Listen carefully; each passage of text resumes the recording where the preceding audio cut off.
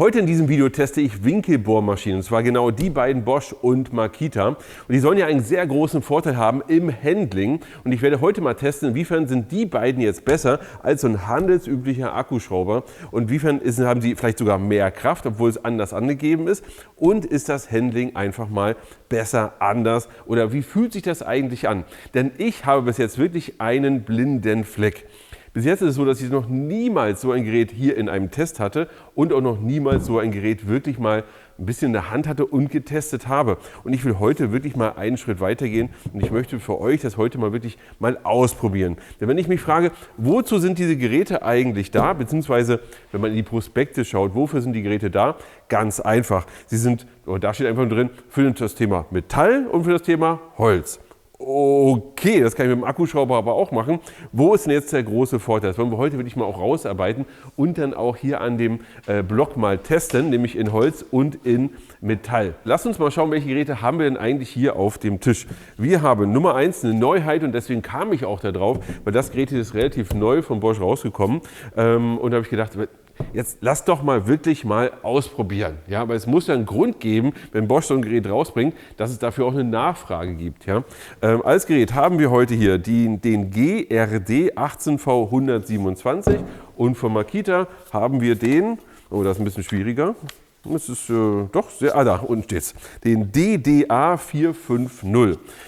Beides rein technisch erstmal dasselbe. Wir können nach unten bohren als Beispiel, ja, und haben eine andere Kontrolle einfach mal über den Bohrer. Weil argumentativ kann ich es sogar verstehen.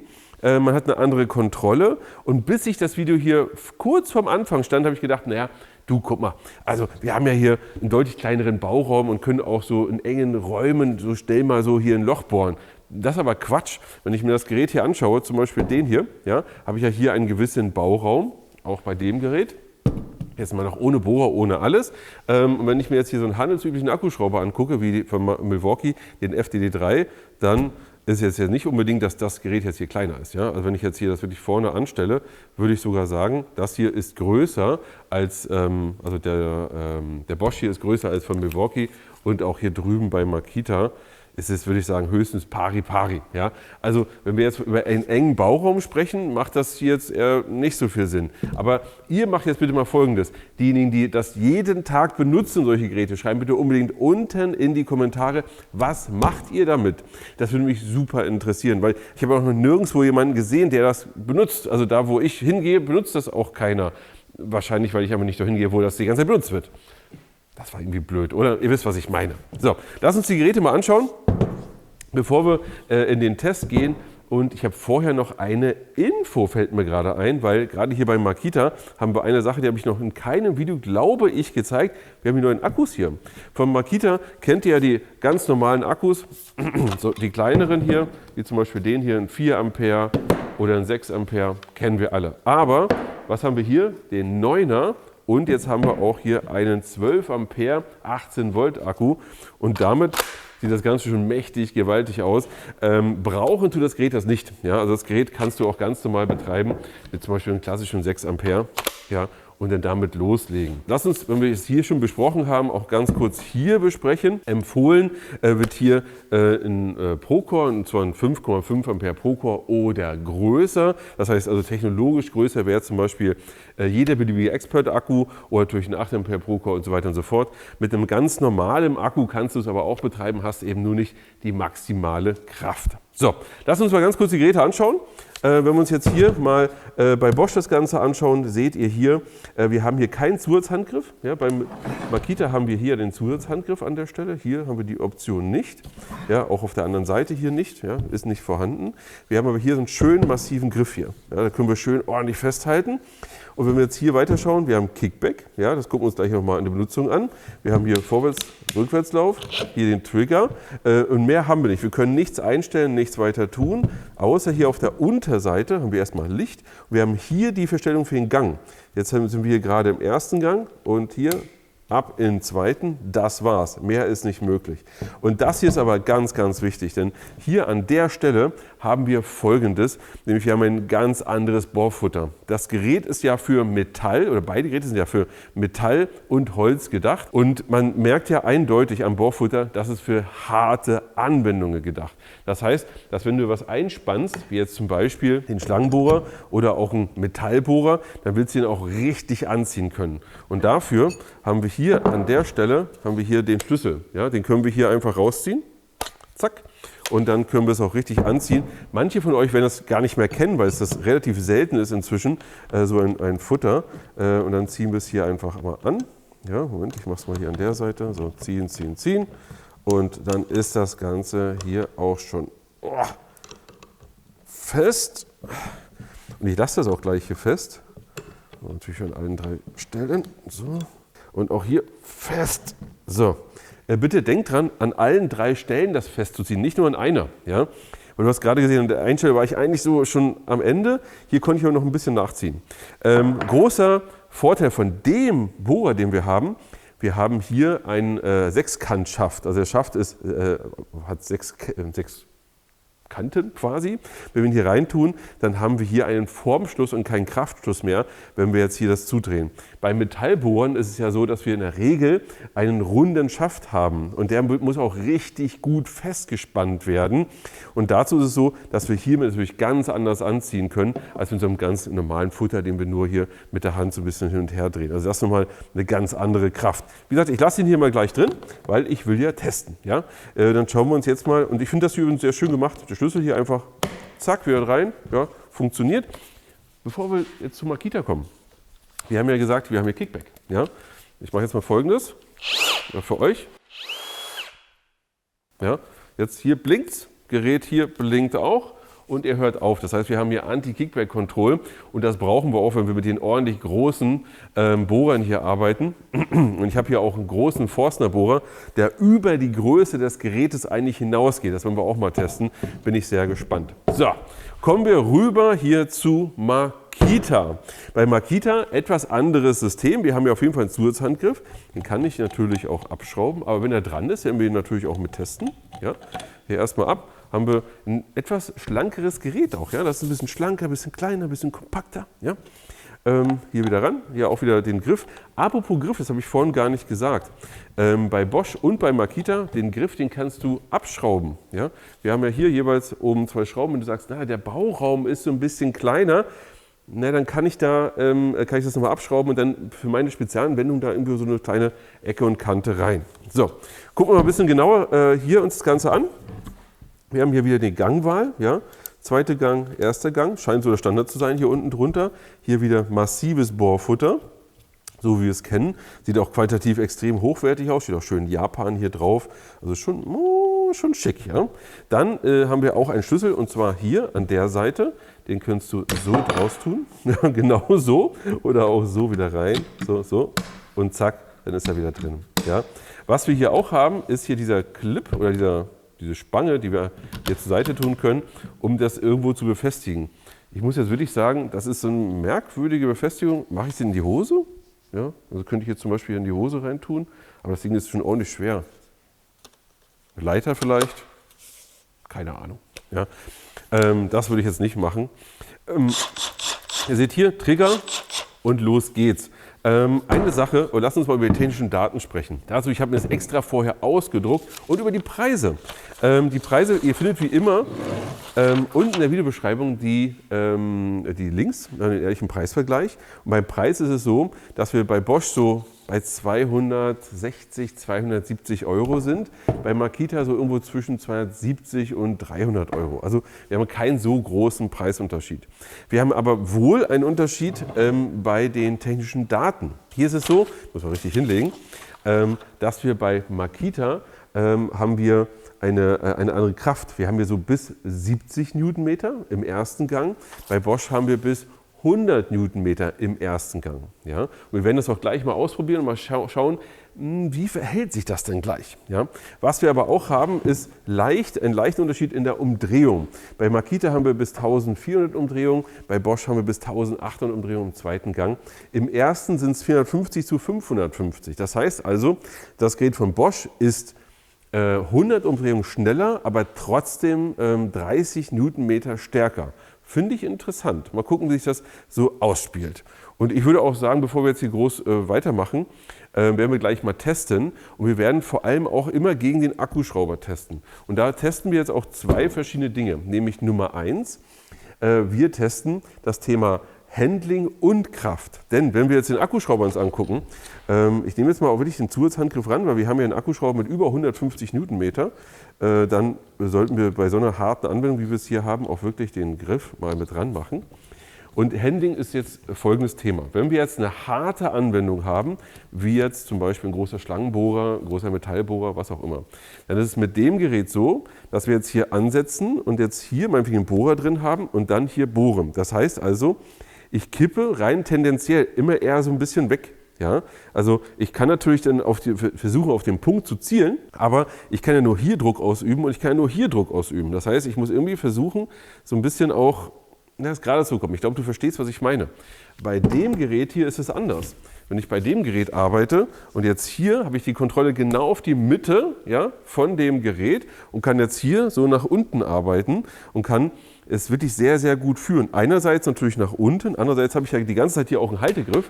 Das heißt also, den Griff, den ich hier habe, ja, der das verhindert, dass es hier durchdreht, habe ich ja automatisch mit dabei, kann ich auch nicht abmachen, der ist einfach dran und habe hier sehr viel Kontrolle. Ich glaube, das ist einer der größten Vorteile bei den Geräten. Und jetzt gehe ich einfach mal hin und nehme jetzt hier unseren 30er Schlangenbohrer und bohre jetzt mal mit allen drei rein. Und gucken wir erstmal, wer schafft es und wie ist das Handling. Moment, eine Sache habe ich vergessen. Wir müssen nochmal über Kickback sprechen, nämlich erstmal Makita. Wir haben bei Makita kein Kickback-Control. Ja? Das heißt also, ich mache jetzt erstmal Folgendes. Ja. Da passiert nichts. Wenn wir aber jetzt so schauen.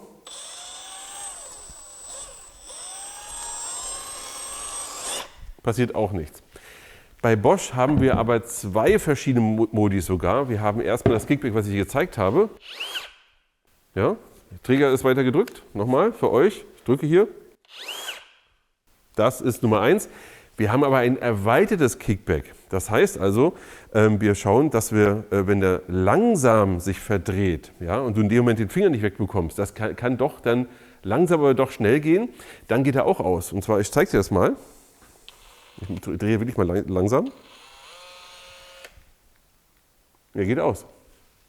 Weil wenn ihr es euch anschaut, viel weiter als hier komme ich nicht, weil dann würde ich anfangen, das wird schwierig werden. Ja? So, wenn wir jetzt hier schauen, ich drehe nochmal. Erstaunlich, oder? Er schaltet ab und er schützt mich. Finde ich mega.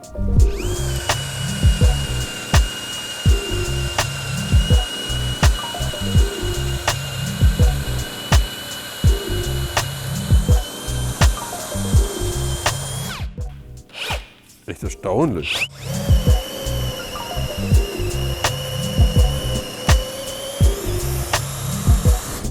Huch, wir sind nicht im zweiten Gang gebohrt. Warte mal, da muss ich Bosch auch noch mal ausprobieren.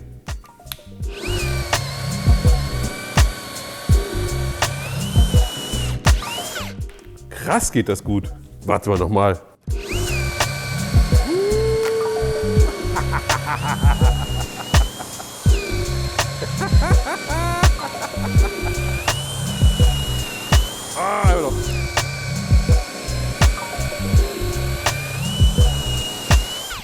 Also man muss wirklich sagen, das Handling ist der pure Wahnsinn. Das ist richtig gut.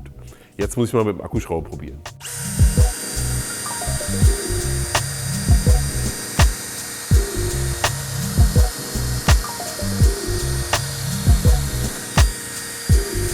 Zweiter Gang.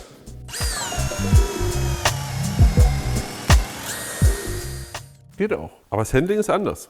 Also muss ich euch sagen, Leute, ich bin ja Team Akkuschrauber eigentlich, aber das fühlt sich anders an. Also mit der Winkelbohrmaschine ist es so, dass du wirklich diese Kontrolle hast. Du bist sehr, sehr nah am Loch, also an dem Zentrum des Bohrens. Das fühlt sich echt besser an.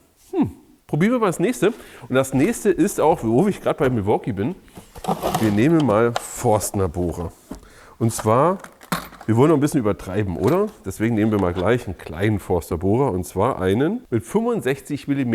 Das ist interessant und übrigens mit hier selbstschneidender Zentrierspitze, die macht es natürlich noch mal viel stärker, weil ich nicht über den Druck entscheide, sondern das Gerät selber zieht sich hier einfach durch. Und wenn ich jetzt auf die technischen Daten mir das Ganze anschaue, drauf schaue, ist es so, dass wir hier auf jeden Fall bei Makita stehen haben, Forstner-Bohrer bis maximal 65 mm. Ja, wollen wir es doch mal wissen, oder?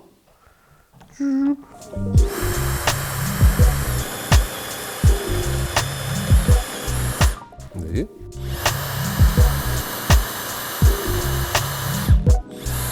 Will er nicht mehr.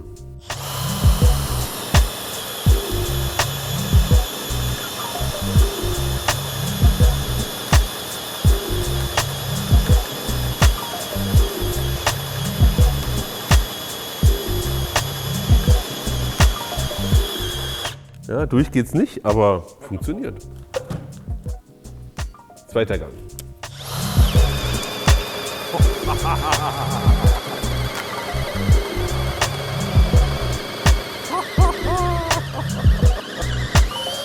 Was ist denn hier los, Freunde? Alter Falter. Also, das ist ja krass. Überlegt euch mal, ein 65er Forstner-Bohrer einfach mal hier durchgezogen im zweiten Gang. Und im zweiten Gang ist es so, wir blenden es auch mal ein, ob ich hier recht habe, hier an der Stelle. Ich glaube, im zweiten Gang ist er nur angegeben mit 28, 30 Newtonmeter. Also irgendwas ist hier anders, weil mit 30 Newtonmeter dürft ihr das normalerweise nicht schaffen. Also krasse Sache, also wirklich krass. Mal gucken, was Bosch macht.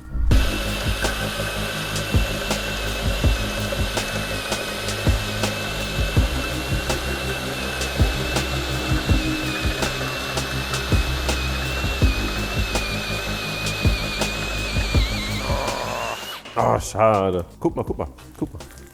Da unten, die Spitze. Fast durchgekommen.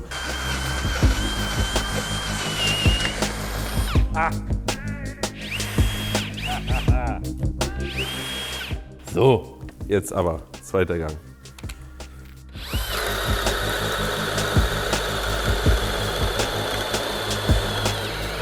Ah, zum Kickback.